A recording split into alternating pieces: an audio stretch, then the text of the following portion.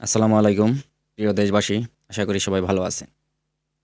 ৫ই আগস্ট সাবেক প্রধানমন্ত্রী দেশ ত্যাগের পর আ এই গত ২ দিন যাবৎ তার একটি ভাষণের উপরে ভিত্তি করে সারা দেশে লুটপাট, ভাঙচুর, জ্বালাও পোড়াও ইত্যাদি হইল।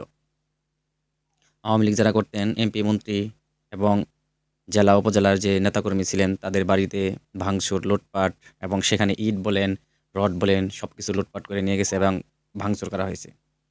তো আওয়ামী লীগের যদি কোনো আত্মীয় থাকে বা আ এটাতে কোন জায়গায় জানি দেখলাম তার চাচা আওয়ামী লীগের সভাপতি, জ্যাঠা তারা কিছু না। তাদের বাড়িঘরও ভাঙা হয়েছে। তারা লাইভে এসে দেখাইলো। তো একটা কথা সবাই জানেন, আমরাও জানি, পৃথিবীতে যারা অন্যায় করে, জুলুম করে, হ্যাঁ? এটার বিচার কিন্তু দুনিয়াতেও হয়, পরকালেও হবে। যেমন বিগত সরকার বিভিন্ন সময় বিভিন্নভাবে মানে বিভিন্ন অন্যায় কাজ করছে, কিছু গুম হইছে এবং দুর্নীতি তো হইছেই। এখন আপনাদের বলি, বাংলাদেশ এমন একটা দেশ, এই দেশে দুর্নীতি করে না, টাকার লোভ, ক্ষমতার লোভ নাই। আমাকে একটা যদি কোনো নাম জানা থাকে, কোনো দল বলেন, কোনো ব্যক্তি বলেন, কোনো নাম জানা থাকে সেটা লিখে দেন। যে টাকা, ক্ষমতা এগুলার মানে লোভ নাই। যদি থাকে আমার জানা নাই। আছে কিনা যদি থাকতেও পারে। তো ওদের নাম একটু দিবেন দয়া করে। সবারই আছে।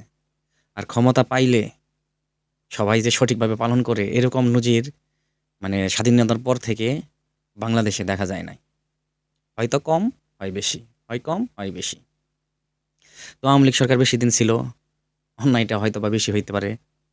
আবারও কিছু অন্যান্য সরকারের তুলনায় বেশি হইছে। কারণ তারা ছিল বেশি। এ হলো ব্যাপার। এখন ৫ই আগস্টে শেখ হাসিনা সরকার চলে যাওয়ার পরে জ্বালাও পোড়াও ভাঙচুর করে অনেক কিন্তু ঘরবাড়ি নষ্ট করা হইছে। ৩২ নাম্বার সেটা ভাঙচুর করা হইছে, আগুন দেওয়া হইছে। সেখানে যে বঙ্গবন্ধুর বা তার পরিবারের যে ছবি, স্মৃতি, ইতিহাস ছিল সেগুলাও শেষ। সেখানে ছিল নিরীহ ভবন। এই যে এখন ২ দিনের মধ্যে যে বাড়িঘরগুলো ভাঙচুর করা হইলো, আজকে পর্যন্ত হইলো, কালকে হইছে, তার আগে রাত্রে হইছে ভাষণের উপর ভিত্তি করে। সেগুলা কিন্তু আপনার নিরীহ দালান। এগুলা নিরীহ দালান। তারা কিন্তু এখন বাড়িতে কেউ নাই। আপনাদের সেখানে বসবাস করতেন। এটা তো একটা দেশের সম্পদ। ব্যক্তি থাক, প্রতিটা সম্পাদিত ব্যক্তি সেটাও রাষ্ট্রীয় সম্পদ। সেগুলো আপনারা ধ্বংস করলেন, ভাঙলেন, পুড়লেন, এটাতে কি লাভ বলেন? বরঞ্চ এটা হইলো কি ভবিষ্যতের জন্য ৫ বছর পরে হোক, ১০ বছর পরে হোক, এটা একটা একটা বাংলা বাঙালি জাতি আমরা মানে এমন একটা প্রতিহিংসা নিয়ে মানে বড় হই। ১০ বছর পরে বলেন, ২০ বছর পরে বলেন বা আরো কোনো কিছু পরে বলেন, এটা প্রতিশোধ নেয়। তো যদি আগে দেখেন আপনার এই বিএনপির বিভিন্ন নেতাকর্মীদের হয়রানি বলেন, এই আ স বিএনপির যে প্রেসিডেন্ট ছিলেন তাদের ঘরবাড়ি বলেন বিভিন্নভাবে হয়রানি করা হয়েছিল। তারা কিন্তু আবার প্রতিপক্ষ হিসেবে তারাও কিছু করার চেষ্টা করছে। এখন যে আওয়ামী লীগের যেভাবে ঘরবাড়ি পোড়া হইলো, এটা ভবিষ্যতে যে এটার কোনো প্রভাব হবে না, এটার গ্যারান্টি কে দিতে পারে বলেন? আর এখন যে বাংলাদেশে যে সরকার আছে এটা কি বোঝা যায় বলেন? এখন শেখ হাসিনা বক্তব্য দিবে। সে বক্তব্য দেওয়ার উপরে ভিত্তি করে গণভবন ৩২ নম্বর সেটা মানে ভেঙে ফেলা হবে। সে ভাষণ দেওয়া শুরু করছে ৯টা থেকে। আর আপনারা ৭টা থেকে ভাঙা শুরু করছেন বা লোক যাওয়া শুরু করছে। সে কি বলে শুনেন? সে দেশদ্রোহী কোনো কথা বলে কিনা বা অন্যান্য কিছু করে কিনা। তারপরে বক ভাষণ তিনি দিয়ে গেছেন।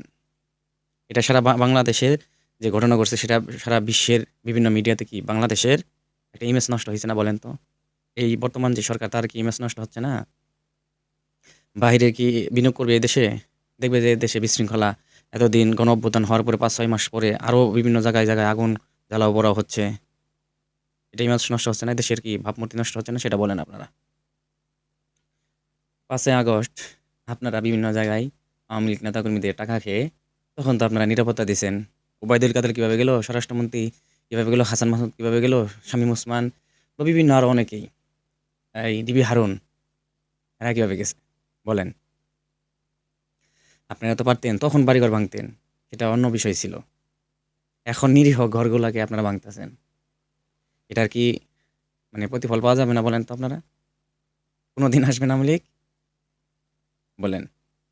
আর শেখ হাসিনা ভাষণ দিতে পারবে না, দিয়া মানে তারা যদি কোনো ভাষণের মধ্যে যদি কোনো দেশদ্রোহী কোনো কথাবার্তা বলতো বা করতো, কিংবা আওয়ামী লীগকে নিষিদ্ধ করা হইতো, তখন যদি বক্তব্য দিত সেটা আপনারা বলতে পারতেন। আওয়ামী লীগকে নিষিদ্ধ করছেন, তাদের একটা দল সংগঠন, তারা তো কাজ করবেই।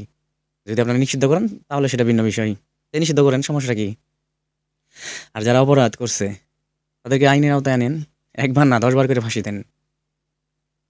কিন্তু আপনারা এই যে ঘর বাড়ি জ্বালাও পোড়াও ভাঙচুর করে কি লাভ পাবেন বলেন? কি হবে?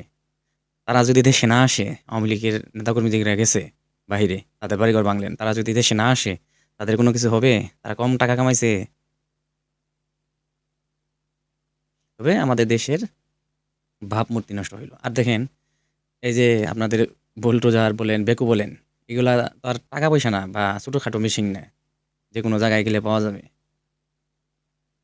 আপনাদের প্রত্যেকটা এলাকাতে দেখেন তো, একটা বেকু জোগাড় করতে বা বুলডোজার জোগাড় করতে কতক্ষণ সময় লাগে, আর কয়টা পান বা কত দূরে থাকে, কিভাবে সংগ্রহ করা যায়? ঢাকা শহর বিভিন্ন দেশে এত বুলডোজার বেকু কিভাবে সংগ্রহ করা হইলো? এগুলো ঢাকা শহরে এগুলা কই থাকে? সিটি কর্পোরেশন থাকে। সিটি কর্পোরেশন কেন দিল? কেন দিছে? এখানে সরকার হয়তোবা তাদের মানে সহযোগিতায় ছিল। যদি থাকতো তাহলে সরকার বাধা দিত। একটা নামমাত্র আপনার সেনাবাহিনী গেছিল, তখন ছাত্রদের বা বিভিন্ন সংগঠনের চাপে তারা নীরব দর্শক হয়ে গেছে। আপনারা সেনাবাহিনী তাদের যুদ্ধ করেন না। এই যে বিভিন্ন মিশনে শান্তি রক্ষার জন্য যান, নিজের দেশের শান্তি রক্ষাই তো আপনারা করতে পারেন না। বলেন। আপনাদের ভুয়া, ভুয়া স্লোগান দিয়ে আপনারা ফিরে এসে পড়েন। কিভাবে আপনারা নিরাপত্তা দেবেন? কি কাজ আপনাদের? বিভিন্ন সময় দেখেন, এই বঙ্গবন্ধু হত্যা করছে কে? সেনাবাহিনীরাই। জিয়াউর রহমান হত্যা করছে কে? সেনাবাহিনীরা। আপনারা এই ধরনের কাজই তো করতে পারেন। আপনাদের ক্ষমতা দেওয়া হয়েছে, ম্যাজিস্ট্রেট পাওয়ার দেওয়া হয়েছে। আপনারা প্রয়োগ করেন না কেন? এভাবে ভাঙচুর হবে কেন? রাষ্ট্রীয় সম্পদ বা ব্যক্তির সম্পদ নষ্ট করবে কেন? অপরাধ করছে, অপরাধ বিচার করবেন। একজন ব্যক্তি অপরাধ করছে, আপনি ঘরবাড়ি ভাঙবেন, জ্বালাও পোড়াও করবেন? এটা কোন সংবিধান, কোন আইনে আছে বলেন? আওয়ামী লীগ শত অন্যায় করছে, বিচার করেন, সমস্যা তো নাই আমার। সেদিকে আমি তো বলতেছি না। এতদিন পরে তাদের সম্পদ, নিরীহ ভবনগুলা ভাঙছে, ভাঙা, পোড়ানো, এগুলো আবার করে ভাঙতেছেন। সেগুলো ভাঙতেছে ভাঙতেছে, লুটপাট করে সবই নিয়ে যাইতেছে। ওরা যে দুর্নীতি করে বাড়িঘর করছে, আপনারা তো ওগুলো নিতেছে, আপনারা তো একই নাইয়ের মাঝি। এইভাবে আর কত? এই হিংসাত্মকমূলক ভাবে এই দেশটা শেষ হইলো, রাজনীতিবিদের কারণে এই দেশটা শেষ। প্রত্যেক দলের, প্রত্যেক সংগঠনের দলেরা আসবো, নিজেরা নিজেদের আখড় গোছাবো, লুটপাট করবে, খাবে দাবে। আবার আরেক সরকার আসবে, এই যে নিরীহ মানুষগুলা জীবন দিবে। এটাই আমাদের দেশের নীতি। আমাদের দেশ ঠিক হবে না কোনোদিনই। সবাই ক্ষমতার লোভের চিন্তা, আর সবাই টাকার চিন্তা। দেশের চিন্তা কোনো কেউ করে না, কোনো দল করে না। আজ পর্যন্ত কোনো দল করে নাই স্বাধীনতার পরে। সবাই নিজেদের চিন্তাই করছে। সবাই ভালো থাকবেন। আসসালামু আলাইকুম।